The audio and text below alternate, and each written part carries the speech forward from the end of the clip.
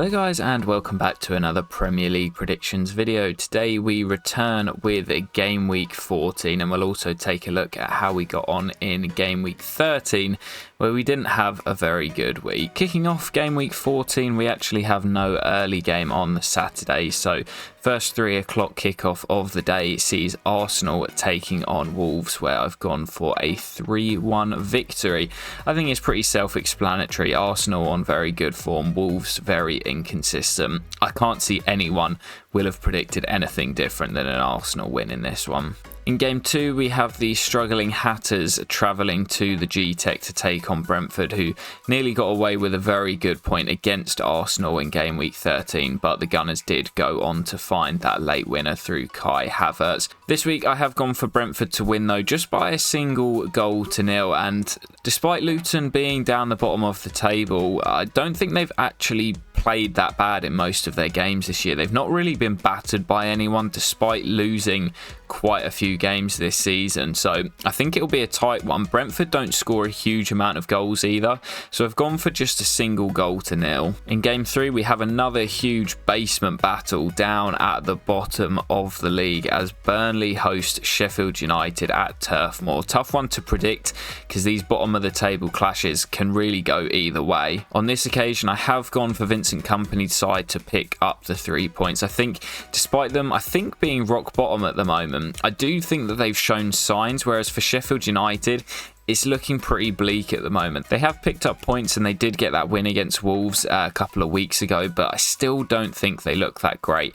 Every chance it could be a draw, but I think Burnley being at home will have the initiative to go on and win it. Game 4, another tough one to predict, sees Nottingham Forest hosting Everton. Tough one to predict because Everton obviously were on a good run of form and then they got that 10-point deduction and it's seen them drop right back down the table, I think back into the bottom 3 now.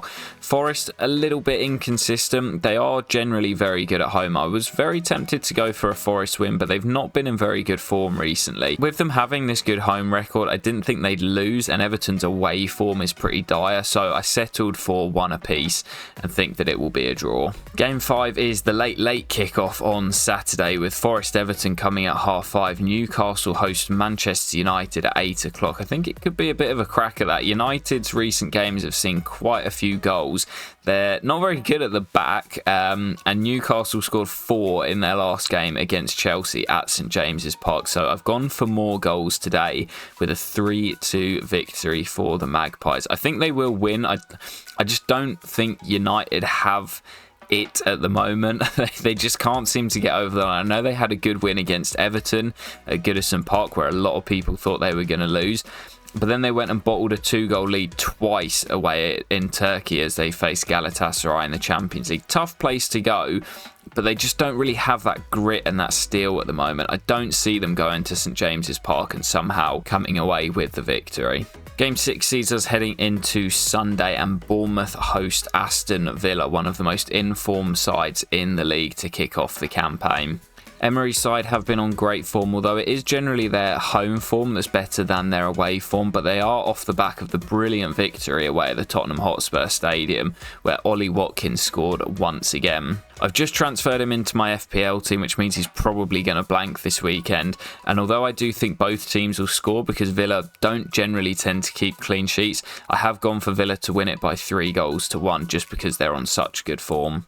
And then it's my boys Chelsea taking on Brighton. I honestly don't know what to think about this one. It's two sides who both are obviously plagued with injuries at the moment, both on pretty inconsistent runs. Brighton did get that brilliant win away at the City Ground against Forest in Game Week 13. And I was going to predict Chelsea to win, but over the last couple of weeks when I've been doing that, they've just been letting me down. So I've actually gone for a 1-1 draw in this one. Our home form is very, very poor. And although Brighton haven't been in very good form themselves, it's very bleak times at the moment for Chelsea. We're desperate to string a couple of wins together, but it just never seems to come. They've actually got a decent run over the Christmas period, so I am hopeful that they can go on a bit of a streak, but for this one I've gone for a draw. And game 8, probably the one that most people think will be a banker. Liverpool hosting Fulham at Anfield, where they've been very, very good this season. Had a dominant 4-0 win at Anfield in midweek against LASK Linsk. Liverpool riding a bit of a high at the moment. They're on very, very good form, especially at home where they look pretty unbeatable at the moment. With that in mind, I've gone for a 3-0 Liverpool win. I think it will be very comfortable for them.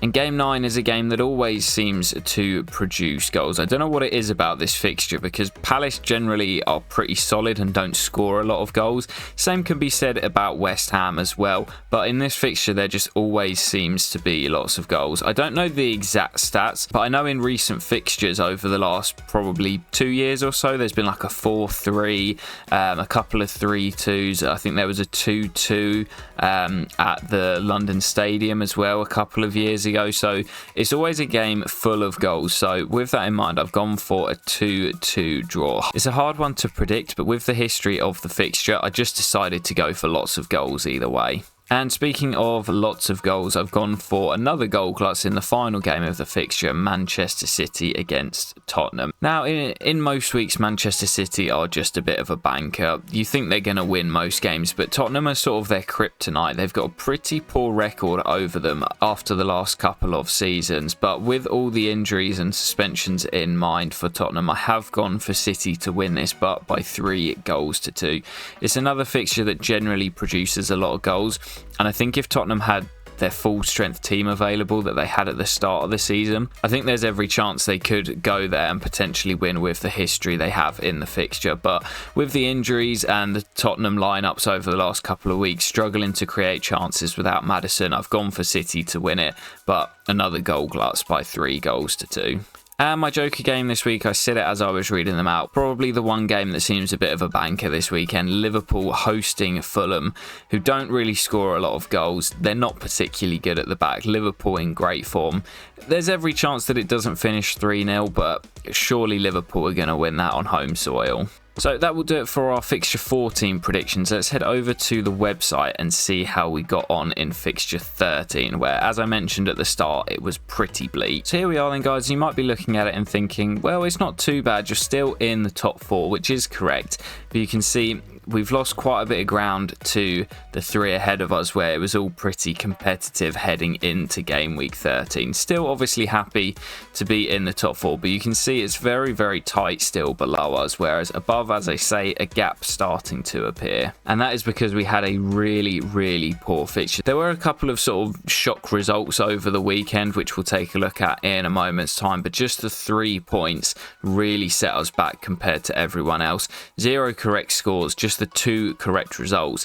Luckily, one of them was our Joker game, where West Ham managed to turn around a 1-goal deficit away at Turf Moor. But yeah, just 3 points on the board, not very good whatsoever. And here is our breakdown of the weekend. Yeah, not very good, as I say. Only the 2 games where we actually picked up points. As I mentioned, luckily West Ham did manage to turn it around, but I had Palace to win at Luton, Chelsea to win at Newcastle. Terrible shout that. I thought Forest would beat Brighton. Obviously ended up being a Brighton victory, a much needed win for them. Again, Blades against Bournemouth. I thought the Blades might get something. They were pretty poor. Bournemouth actually ended up rolling them over pretty comfortably. I did get 1 point for that late Arsenal goal that saw them win at the G-Tech. But on Sunday and Monday, 0 points picked up in, like I say, was a very, very disappointing fixture for us. I think it's one we'll move on from very quickly. So yes, guys, that is where we will leave it for today. Now, there is a midweek fixture, which I believe begins on Tuesday. So I'm going to try and get the next episode out on Monday. So keep an eye out for that, as I want to try and get every fixture done this season. But this is where we currently sit. It's very, very tight, and obviously with the Christmas period coming and lots of fixtures, I'm sure there's going to be a lot of movement. If we can come out the other end of Christmas still being in the race for the top 4, then I'll be happy. But as I say, that is where we'll leave it, guys. I'll catch you in the next one very soon, and peace.